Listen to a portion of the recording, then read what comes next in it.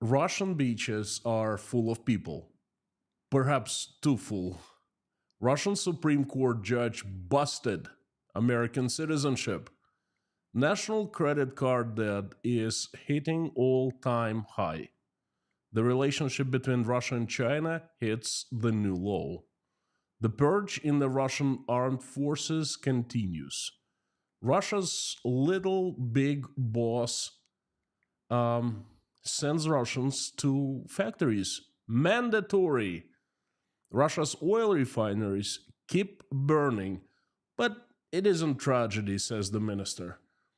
Russia wants to build a nuclear power plant on the moon.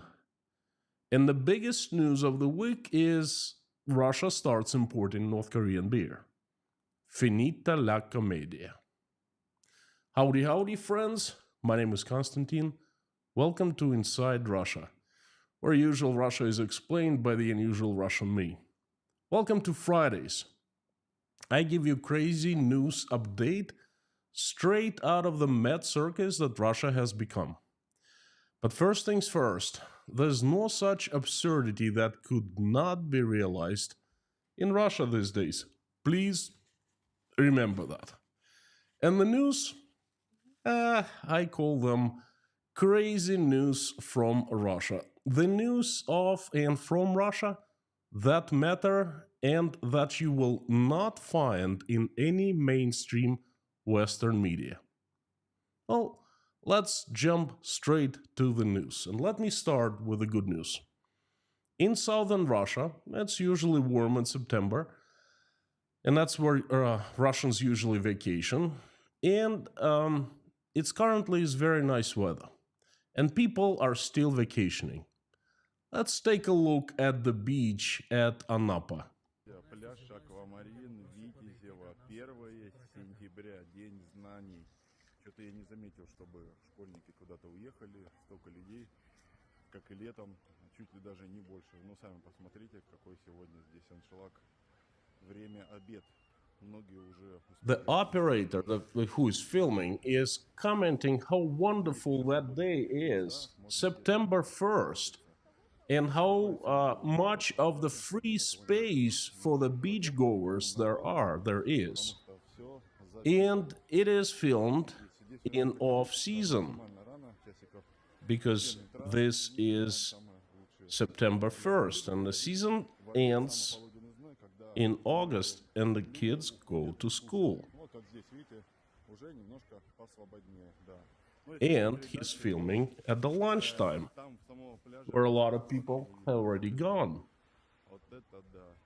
And По прогнозам, you know, that's wow. Wow. It's not rush hour. Imagine what happens there at that beach in the height of the season in rush hour. But if you think that they come to that crappy beach to save money and it's cheap, no. Every beach in Russia is in, by the way, Russia doesn't have that many beaches, very nice beaches. Every single beach is packed like that, and it's expensive because there's no competition. Russian people, for the most part, cannot afford to fly to Turkey, Greece, Spain, and other wonderful destinations any longer. They used to, but hey, you know, it's the enemies, it's the West, the satanic people. They don't let Russians come and vacate, and somehow Russians find themselves with less and less money. On top of that, Russia is isolated and it's become very expensive to travel abroad. So they come to Anapa. That's where this beach is that filming took place. Anapa. The domestic tourism is on the rise, as you see. But wait until the next vacation season. Oh, that's going to be a zoo. Another news is also good. Well, at least it's good for one Russian family. The children of the Russian Supreme Court judge of Tatarstan Republic, Rizvan Yusupov, this guy right here, he's proudly speaking something in a courtroom in front of everyone. So his children were found to have US citizenship. The children of Rizvan and Elvira Yusupovy turned out to be US citizens as they were born in an American maternity hospital.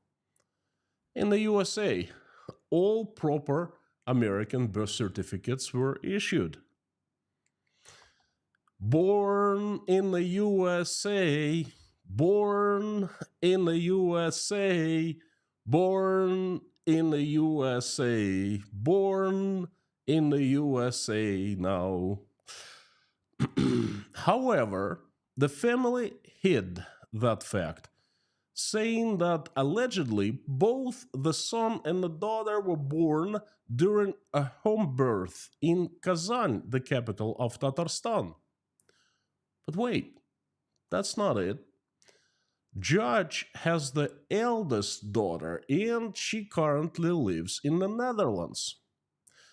Don't you love when Russian officials feed regular people crap of how the West is the enemy, it's evil, it's satanic, it's no good, there's no God left in the West, and so forth. And then they turn around when the cameras are off and they walk on the broken glass so their children get proper Western citizenship. Dutch, American, that's Putin's Russia for you, you know?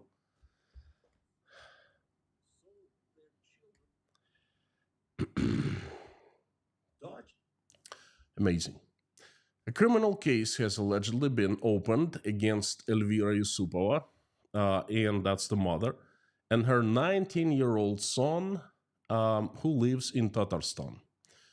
For this criminal case is for concealing information about the passport of another state, and that's a criminal offense. That's a very serious crime in Russia. Notice how they don't touch the judge.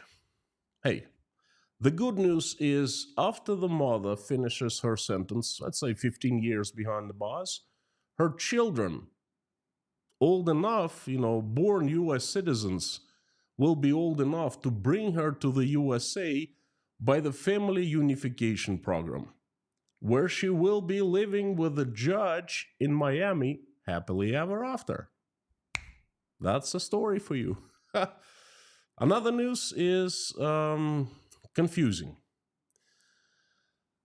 Ooh, just came out. The head of the Ministry of Culture of Chechnya urged to protect children of Russia from Western culture.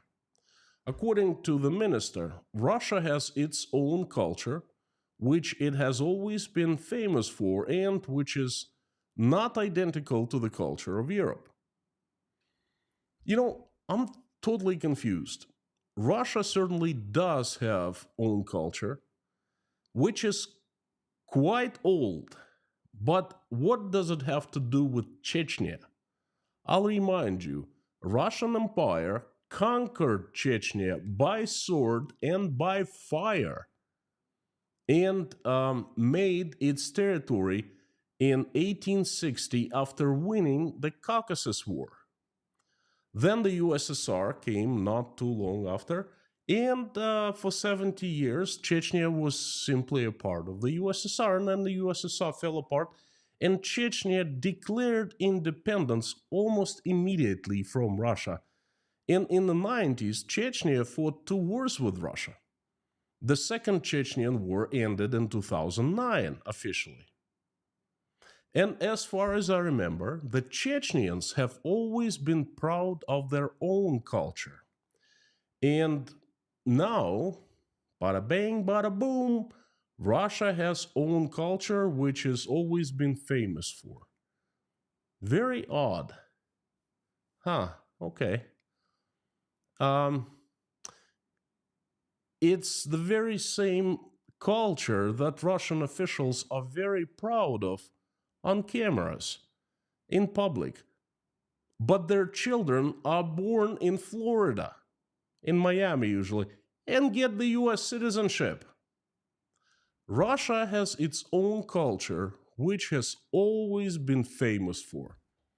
Born in the USA, Born in the USA. Whoa. Sorry about that. Actually, the next news is about bubbles. Let's talk bubbles. Russians on credit card debt. The credit card debt, combined debt of Russian people, has increased 1.5 times in the previous year, in the last year. And now it's approaching the record unheard number of 5 trillion rubles. At the same time, the key interest rate is also at record 18, and in 1 week it's expected to be risen to 20% key interest rate. Insane. As economist, I've been thinking of why the central bank is allowing unsecured credit card debt snowball. It's a classic bubble. It will crash. The central bank has many tools to slow down the credit card debt. You know, why not using them? Why? Why? Well, you can't really think straight and analyze. You can have straight approach to Russia these days. It's very, I call it special, okay? After a while, I had an insight. The government strategy is to drive people deeper and deeper into debt, especially credit card debt, which is the worst debt imaginable, okay? And then drive them into the extreme poverty. So they have only one way out: to sign up, to go to the war, and become cannon fodder to pay off their huge debts. That's sinister. What do you think? Am I onto something, or do you think I'm completely off in my thinking, in my analysis? Please let me know down below in the comments. I would love to hear your opinion. Thank you. Moving on to the next news, and that's, desperation. The relationship between Russia and China has hit, it's in the severe crisis, and it just hit the new low, the lowest of the low. As of September 3rd, the Chinese banks are massively refusing to work with Russian banks, with Russian companies, due to the risks of secondary sanctions from the United States. Bank transactions do not take place in 98% of credit institutions in China. Payments worth of tens of billions of yuan are stuck between the two countries. They're frozen. Experts have already predicted, Russian experts have predicted, a serious shortage of apparel, shoes, and consumer goods coming very soon. And the prices of the goods available, and that will be available, there will be goods, but there'll be scarcity of goods. The prices will soar. Well, it's a supply-demand classic situation. There is also an acute shortage of yuan in Russia, cash, The interest rates on loans in yuan, and Russian companies are very interested in them, they have soared to 20% per annum in Russia. At the same time in China, such loans go for only 2%. Russia is trying to switch from monetary trade with China to barter trade. But you know what? Good luck with that. There's nothing that Russia can offer to China to barter. Russian oil has already ceased to be in high demand in China. The volume of deliveries was the lowest last month since the end of the last year. Electricity exports in China, yes, Russia did export quite a bit of electricity, also collapsed to the record lows. In the 6 months of this year, Russia supplied about 465 million kilowatt hours to China, and that's about 76% less than the last year. Just think about this number, 76% less than last year. It is also unknown whether it'll be possible to establish the trade through the cryptocurrency. And this is the last resort that Russia has how to pay to China. Because China has officially equated operations with cryptocurrency to money laundering. And it's considered an extremely serious crime in China. And you can go to prison up to 10 years, for these transactions. So much for China being a great friend of Russia and bailing Russia out of the financial crisis or whatever. Well, if Russian officials and Vladimir Putin watched inside Russia, they would have known I've been talking about China situation, predicting this very situation that is currently happening for the, past 2.5 years. Woo, let's move on to the next news. That is actually about Russian government caring for Russian people. Yeah, that happens once in a while for a change.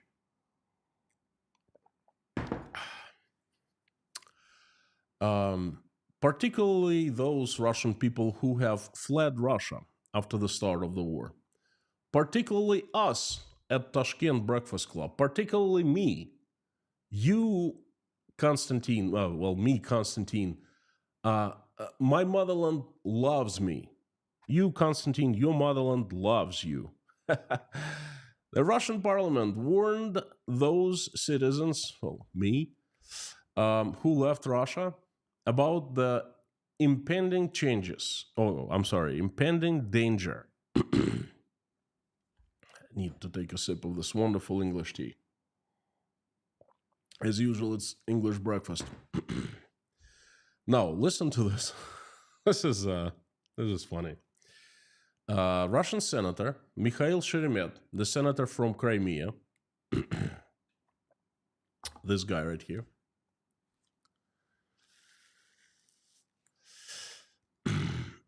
he urged those who left to remember the impending danger that every escapee can. He warned us that we, each one of us, can repeat the fate of Telegram founder Pavel Durov. Let me quote the good senator.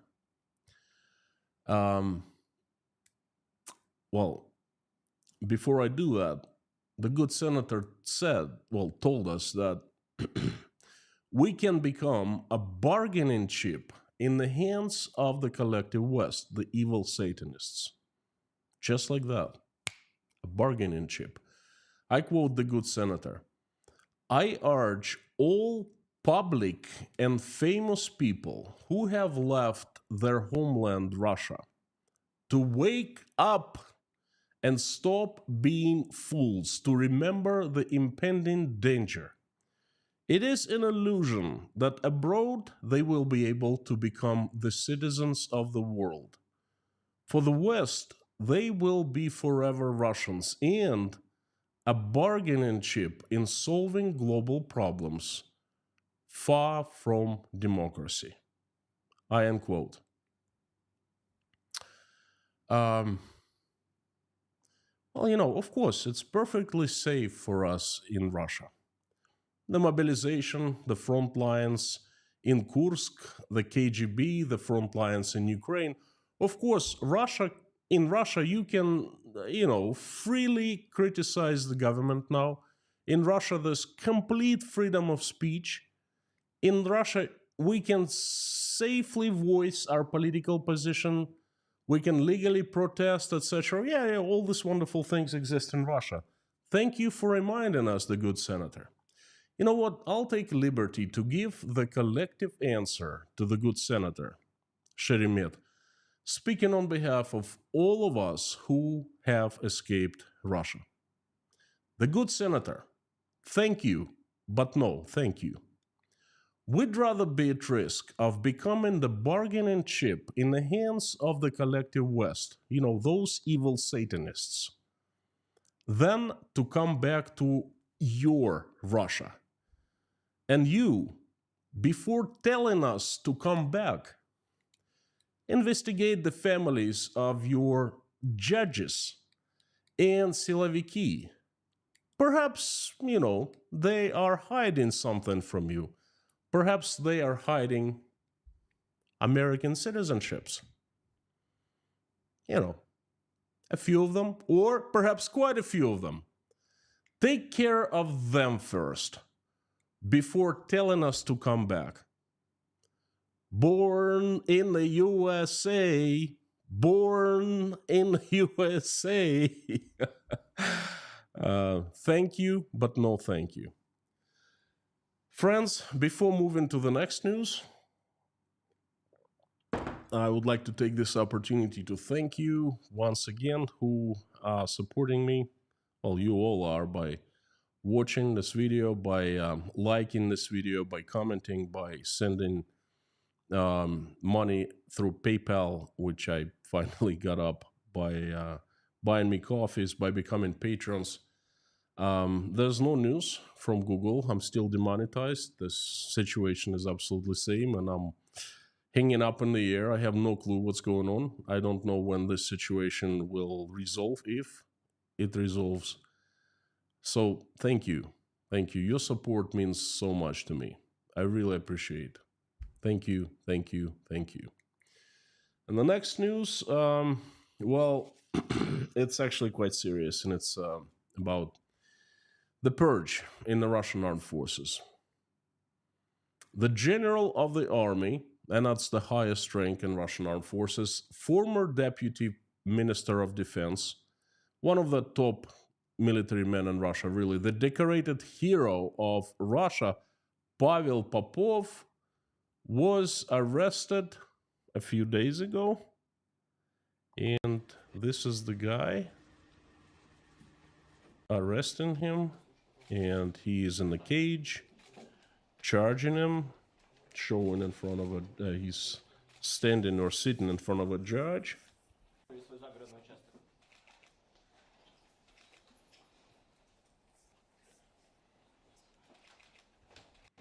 I don't know, what do you think? Did he expect his arrest, or he was absolutely caught, unexpectedly? So he was arrested a few days ago and charged with theft, fraud, and corruption. One of Russia's armed forces' finest, the pride of Russian army, has turned out to be the crook and a scum. Well, aren't they all? And the next news also comes from, one of the bosses, one of the best and the finest, the little big boss of Russia, the Speaker of Russian Parliament, Vyacheslav Volodin. This is the guy. You've seen his face. He's a newsmaker. He's one of the top newsmakers these days.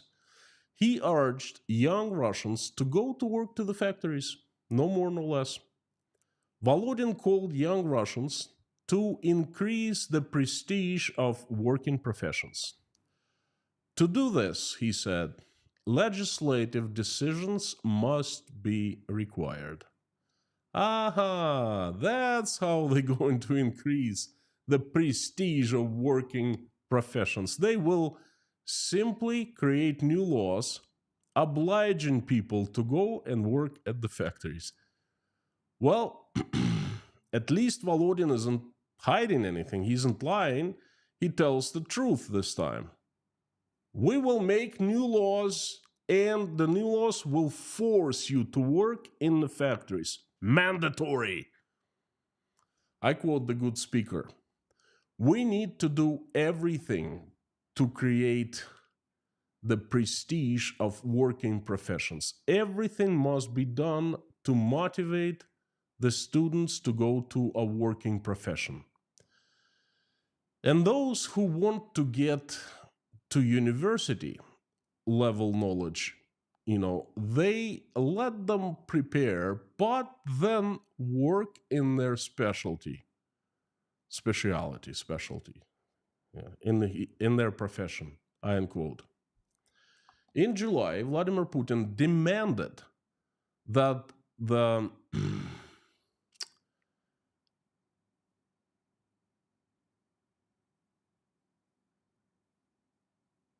there's a huge shortage in Russian labor force, and it's hitting military-industrial complex. So Vladimir Putin, a couple of weeks ago, demanded that the training of 1 more million of workers, specialists, and working professions must be completed by 2028 in order to solve the problem of shortage of personnel in industry. And by industry, we all understand what he means. He means the military industrial complex, that the factories that produce death. In addition, the president stated that there's a need to modernize the material and technical base of colleges. And the college is, in America, it would fall somewhere between high school and the university, okay? And technical schools, colleges and technical schools, as well as adjust the vocational education system to the demands of labor market. So basically, they don't want higher educated people, higher education. They want working professionals, vocational schools. That's a freaking shame. In simple English, they want more uneducated workers for the military industrial complex. Oh, I have heard that music before. In the USSR, in my childhood, but honestly, I never thought this music would return and I would hear it again. Back into the USSR, back into the USSR. How lucky you are. By the way, there will be many more news like that. And, I am trying to keep people up with other breaking news from Russia.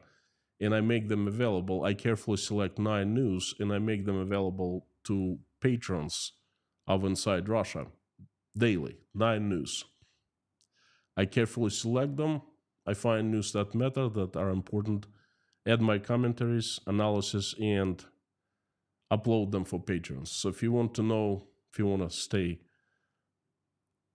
up to current events in Russia, please sign up to become patron of Inside Russia. I'm going to put link down below after the stream ends. So check it out, patreon.com, Inside Russia. And the next news is dead serious.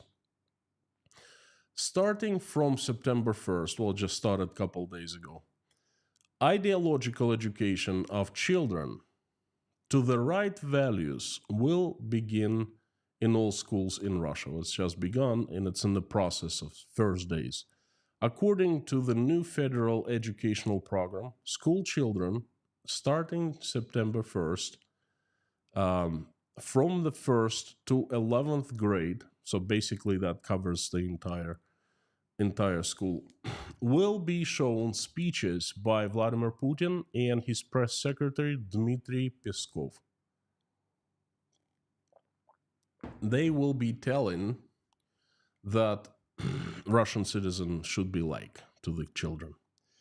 In the new academic year, ideological rules and norms will be introduced into almost all school subjects, classes, including mathematics and physical education.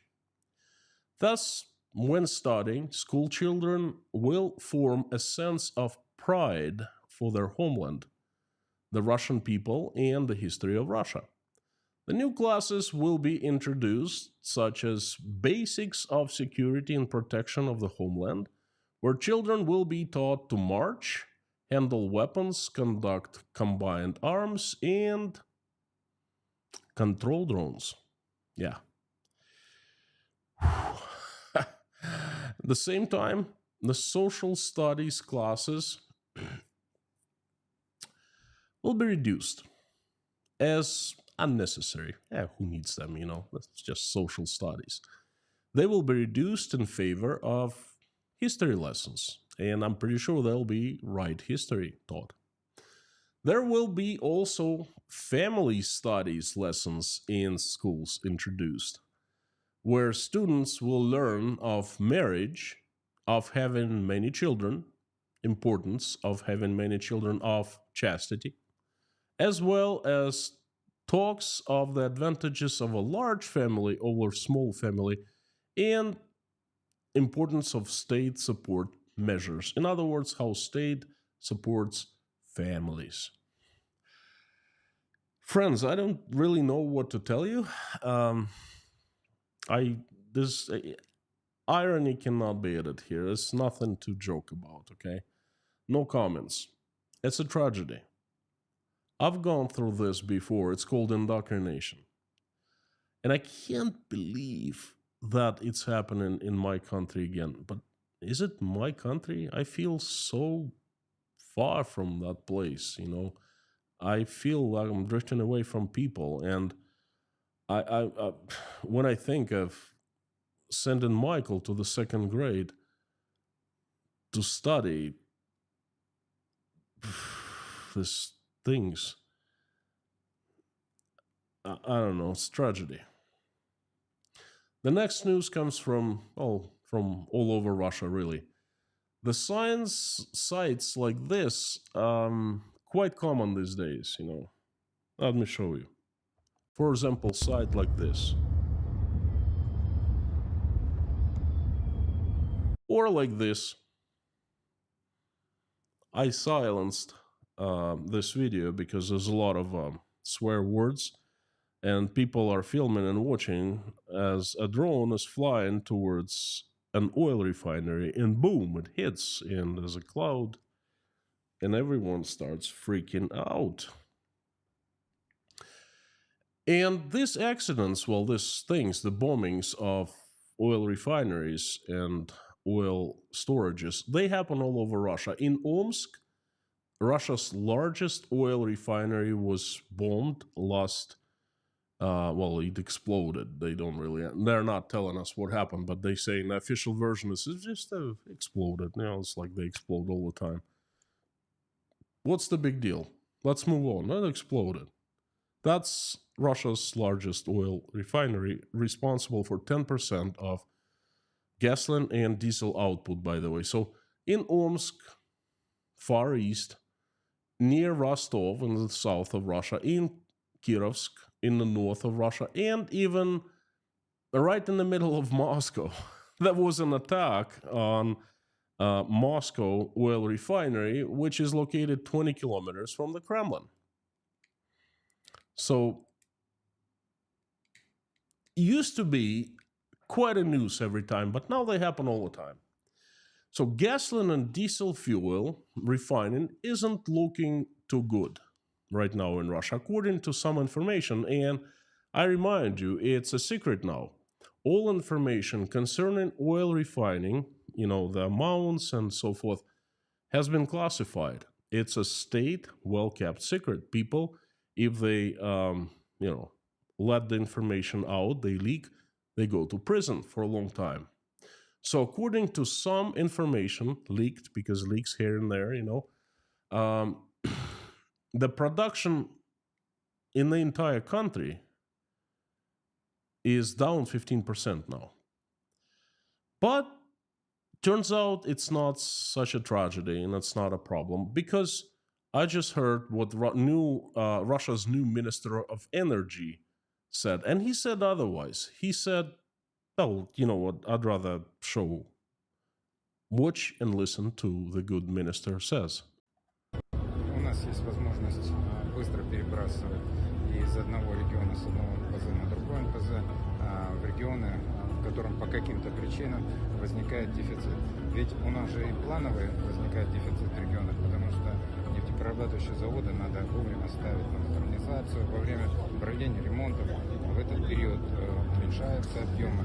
Но мы выстраиваем логистику такую, что когда в том или ином регионе уменьшается объем производства нефтепродуктов, это все покрывается за счет других заводов.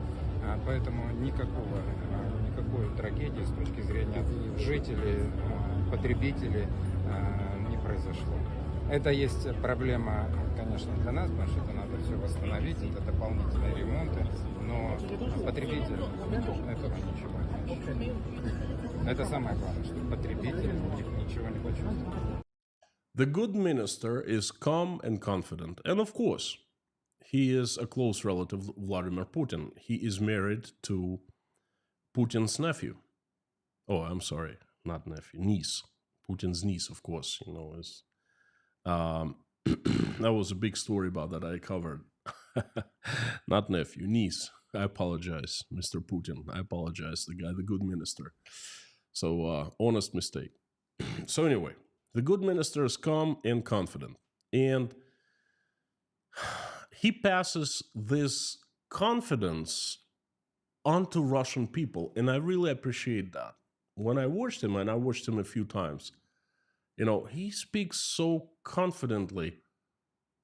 And he says, don't worry, people, Russians, nothing extraordinary is happening. There's no tragedy for the people, no tragedy for the consumers. And you know what? I agree with the good minister. I absolutely agree. He's right. He's not lying. He's truthful. No tragedy happened. It's only gasoline and diesel fuel output suddenly decreased by, say, 15%. That's not a tragedy. No. It's just people, the consumers, they will pay much more for the gasoline at the pumps in the future. It's just there will be gas ratios at the gas stations. It's just there will be huge, long lines at the pumps. But hey, that's not a tragedy. Okay, tragedy if something bad happens. What's the big deal? Russian people, you've been there before. You'll remember when you drive to, at least those of you who used to own cars and drove, so you drove to the gas pumps and there was no gas. And if there was gas, then there would be a huge line, couple-hour wait. And no, the gas was not expensive in the USSR, but you didn't have gas. So you wanted to go back to the USSR? Well, you are one foot there, okay? You are there. You are fast going back to the USSR. You are resilient. You remember things. I guess you like it. Enjoy. The next news? Well, this is, watch it. This is what happens when a Russian all of a sudden wakes up from this lethargic sleep. And then, you know what happens? Once she opens her eyes, she realizes what's going on around. She starts crying because it hurts. It hurts, hurts, hurts. Check it out. И вот вы знаете, ты в этой стране никому не нужен. На тебя в этой стране всем наплевать. Вообще, тебя убьют. Ну, всем будет плевать. Абсолютно. Вот эти, которые там сидят, принимают заявления, он докапывался, что я там неправильно что-то оформила. Меня несколько дней чуть не убили. В их структурах государственных. А он на меня смотрит и глаза закатывает, что какая же я тупая. Никак не могу нормально оформить документ. Иди смотри образец. Там какой-то клочок бумажки висит и написано: «Уважаемый Владимир Владимирович». Да у меня рука после этого не поднимется написать: «Уважаемый Владимир Владимирович». Меня здесь уже унижают, я здесь никто. Этот приемщик, секретарь на меня сверху смотрит, как будто я вообще просто грязь какая-то последняя. Well, this is what happens when a person all of a sudden realizes her place in Russia. And I think we will be seeing many more scenes like this in the near future. You know what? I know how it feels. I know how that lady feels while she was filmed. She felt. how she felt when she was being filmed. I also felt like that. I also felt not needed, and I also felt I was chewed up and spat out from my country.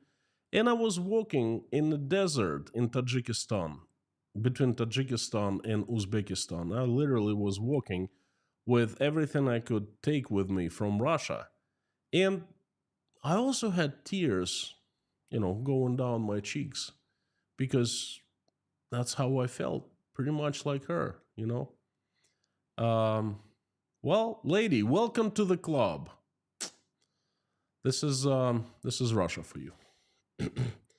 The next news are good illustration of what goes on in Russia these days. Two Russian women, both Russian citizens, one from Moscow, one from Dagestan, province of Russia. Both are citizens of Russian Federation. Both have equal rights. Both, well, check this out.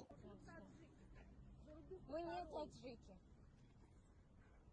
А вы поддерживаете это, понимаете? Мы не поддерживаем это. Вы понимаете, вы со своим уставом в чужую страну приехали. Сперва изучите наш устав для этого. Нет, вы со своим уставом идите в свою страну. У нас в Российской Федерации есть свобода религии, свобода выбора.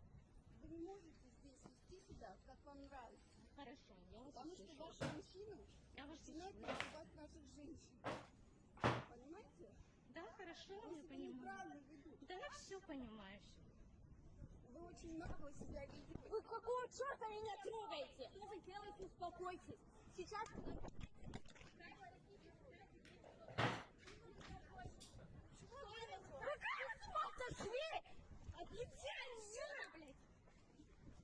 Телефон потеряешь. Иди отсюда! Какого черта нападаешь на Хамите меня? нам, хамите. Кому я хамила? Я вам сказала. Хотите, вам сказали, нам не нравится, что вы себя так ведете. Какая вам разница Не вообще? есть разница, это моя страна. Это моя страна. Это моя страна, а не ваша. А вы здесь себя ведете, как вам нравится. Ваши мужчины преступники. Да, да, хорошо. Расскажите это мужчинам. Нет, вас терпеть. So this Russian-looking lady was verbally and physically attacking a Muslim woman, and assuming she was not from Russia, from Tajikistan, and she was just accusing her of, I don't really understand. Okay, remember a long time ago, I told you that one of the new things that I started seeing in Russia was a chasm growing in the Russian society. And now this chasm takes different forms, and it's so large, it's spilling onto the streets. What I saw in this video, what you saw, is atrocious. A woman is attacked just for being Muslim, and this is not Russia, I know, okay? But hey, everything is going according to the plan. That's what they keep telling us. Nice plan, huh? I wonder who created this plan. Who is the creator of this plan? Let us know. I love the next news. It's fire, Well, it's theft, really. Watch this video of the commander-in-chief of Russian armed forces, speaking to executives. Программное обеспечение наше российское сделано российским простым парнем с фамилией Детельбаум. Понятно. Молодец, молодец. Парень с хорошей русской фамилией. So, a couple of three executives are standing and reporting to Vladimir Putin. And they're saying that they did something real good. They commenced some kind of facility. The foreign equipment was procured before the start of the war. Well, really, they said the start of the sanctions, but the sanctions started because of the war. So they bought some equipment before the war in the West, most likely, and the software, well, they hacked software to circumvent the block of foreign made equipment. So these fellas are proud of circumventing the block, and the president of Russia thanks this guy for designing software, basically for hacking. That doesn't happen in a normal good society. But hey, it's right in front of your eyes.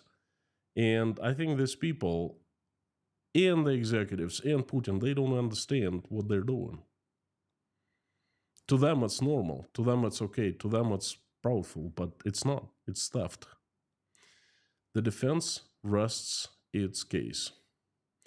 The next news is, well, people ask me often, hey, what regular Russians think of the war, of Ukraine, of the West, of Putin? What is happening? What is the general attitude of Russians? Oh, this is a good example for you. I wanted to check it out. Война это плохо, но так тоже нельзя. Все равно бы началась. Да, если столько стран против России пошли, все равно бы эта война началась. Уже потом похуже было бы. Если они уже успели, если Финляндия уже успела, все написала Финляндская республика. Коми, Архангельскую, Карелию. Вот у них уже карты какие. В смысле, Финляндия? Финляндия хотит, что Карелию, Архангельскую, Коми, СССР. Финляндскую республику создать здесь. Ну, Finnish Republic. Финляндской республикой. А вы за внука не боитесь, что тоже заберут? Ну, заберут, так заберут. А что делать? Страшно. Страшно, но все равно кому-то надо идти. Почему? Вот еще мои половики.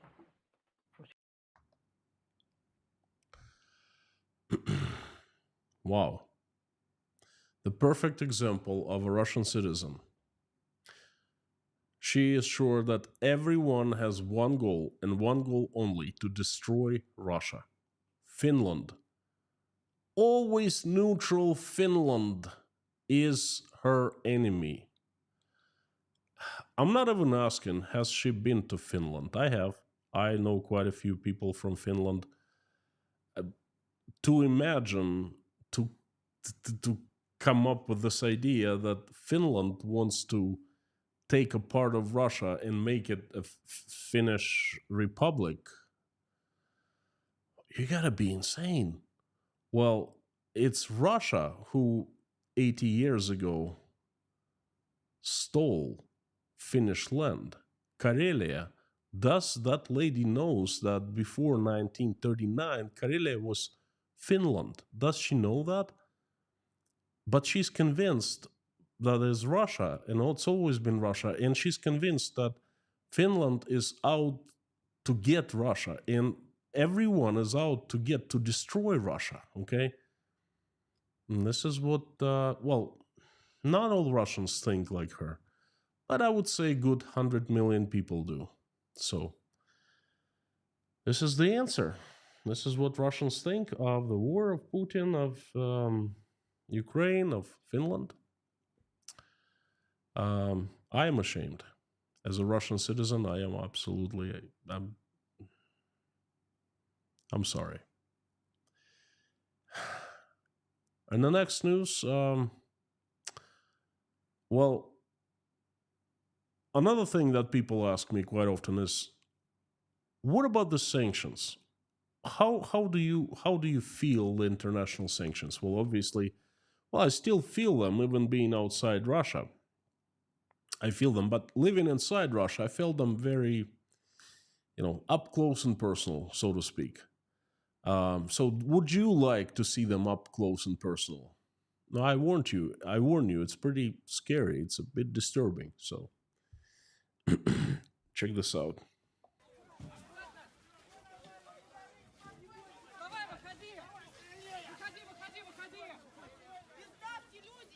Do you hear fear and panic in their voices. This train caught on fire, but the automatic system failed to open the doors.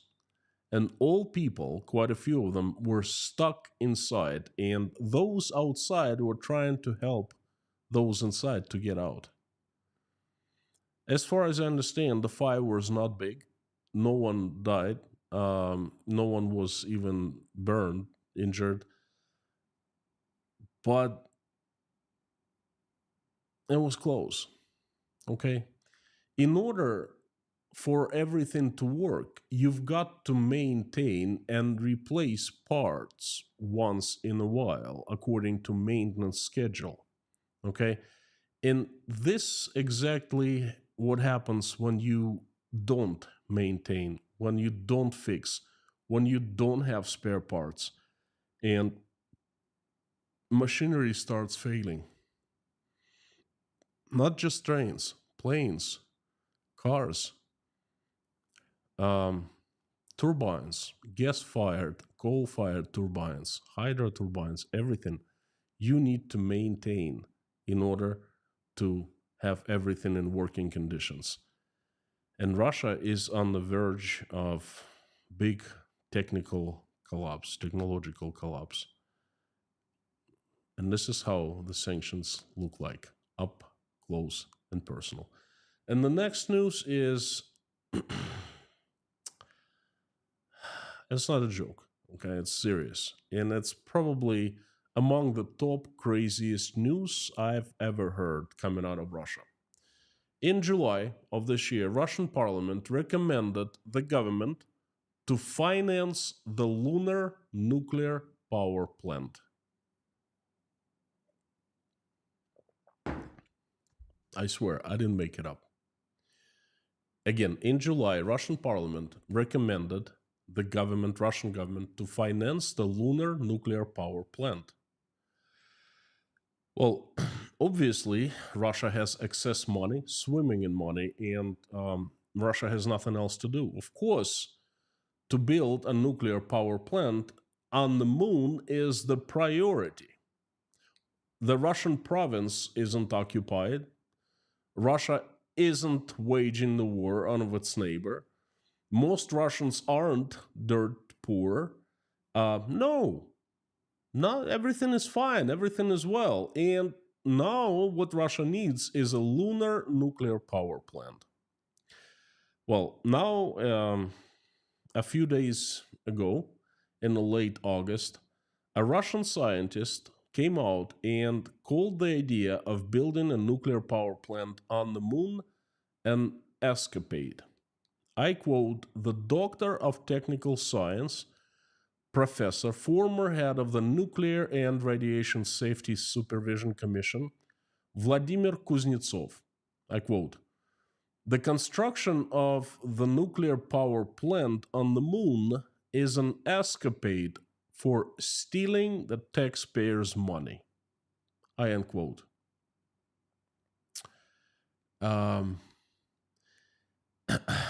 Well, a nuclear power plant on the moon. You know, at least one sane Russian remains in Russia. Thank you, Professor. And now we're waiting for the arrest of the good Professor Kuznetsov, or at least we're waiting for announcement of him as foreign agent for speaking the truth. You can't do that in today's Russia. Okay, before I move to the last news, I'd like to ask you a favor. You've heard quite a few news. Please give me feedback. I would love to hear your opinion of which news you liked the most, the best. Pick 3 news and let me know down below in the comments. Write them. 1, 2, 3. That way I understand what you like, what you dislike, and in the future I will try to pick more interesting news. Thank you so very much. And the last news is about beer. Again, it's not a joke. I find this news extremely important. Beer will be imported to Russia from North Korea. Yes. Beer under the brands Zinbalu 1999 and Harbin Station will appear in Russian stores on the shelves in the very near future. This news is very unexpected. Most Russian industry experts and I'm not a big expert on beer industry, but I understand a thing or two. So we all were caught unexpectedly by this news, and most experts agree that North Korean beer is a very niche product, and I think they're trying to be very polite. Okay, they're trying to smooth the corners, so to speak, because I personally think that North Korean beer is complete crap. I'm also trying to be a little polite. I could have said a different word. So at first, I was puzzled and I thought that it's not about beer, okay? It just can't be. It's just some kind of a facade for commercial operations, perhaps to mask up payments for the ballistic missiles or weapons or something like that, for example. But then I dismissed this theory as Russia simply does not need to mask up anything at this point. It's sanctioned, it doesn't care. It just might as well give North Korea cash. That works. So this theory is out of the window. So at this point, I really think that the point of importing North Korean beer is really to supply North Korean beer to the Russian markets. Beer is a strategic product in Russia. Russians, it keeps Russian people, Russian men pacified. They drink a lot of beer, and I'm not kidding. It's a strategic product. I remember the battles fought every day on the streets of my city, Rostov, to be able to buy beer. Friends, I close my eyes and I see this.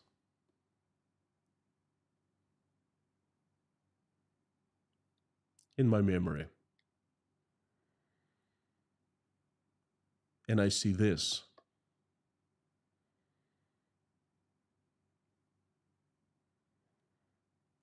And I also see this.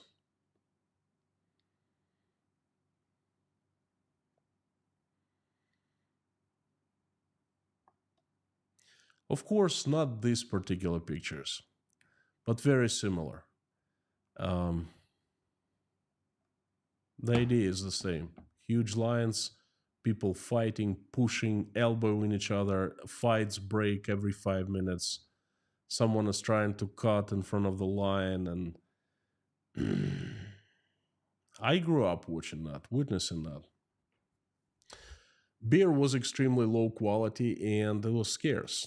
You literally had to fight for beer, at least in my city of Rostov-on-Don in the 80s. The reason for the scarcity, well, the planned economy. No one was motivated to brew more beer. No one cared. And beer was in the highest demand. Well, it was the USSR, you know the story, planned economy. And there are two problems in Russia now. They're called hops and malt. That's what you use to brew beer. The situation with malt a bit better, with hops a bit worse. The growing forecast is negative. Well, first of all, they don't grow much hops or malt in Russia. Okay, they grow lots of wheat, but that beer plants are different. Not plants. They give seeds. Anyway, malt and hops. Fewer people in agriculture, as farmers makes very good soldiers, and agriculture is the first industry to vacuum clean people and send them to the front lines. There's less machinery and fewer spare parts and less seeds, to sow. they expect the yields decline and the prices rise. And domestic breweries will have less and less power to satisfy the demand. They will have less everything, less materials, less labor force, they can't really afford loans at 18%, the key interest rate. So the industry is in crisis. Okay, there's still plenty of domestic beer. If you go to a Russian store, any Russian store, you will find almost no imported. Used to be a lot of beer from Japan, Asahi, from Germany, from Czechia, and from Ireland. So that mostly gone, but the ones remaining, they're just astronomically priced. And the local breweries are still brewing beer, but they're downshifting. They're making beer less sophisticated now, okay? And the strength continues. And what happens when private breweries will be nationalized? And it is very possible these days. Then Russia will immediately go back to beer shortages. Here comes North Korean beer. Perhaps Venezuelan beer will follow, Indian beer, perhaps. And, this news is very small at first sight, but to me it's huge. We are seeing Russia falling apart. And the pieces falling down, are big and small, okay? And this is one of the pieces. It's happening right in front of our own eyes. It's going to be worse than the USSR. This USSR 2.0 is going to be much worse. In the USSR, we also had imported beer, only it came not from North Korea. It came from Czechoslovakia. And it was the best beer. It was available only to the commie bosses, but my dad bought, by some miracle, at a regular store, he bought beer from Czechoslovakia twice in his life, in 20 years. And he told me, he told me how it tasted, and he was telling for a long time. This time, instead of beer from Czechia, Russians will get it from North Korea. And I think that's not just the beer, everything else will follow. From North Korea, from Cuba, from Venezuela, from Iran. And Russians will be happy to have that, because other than that, they will have nothing.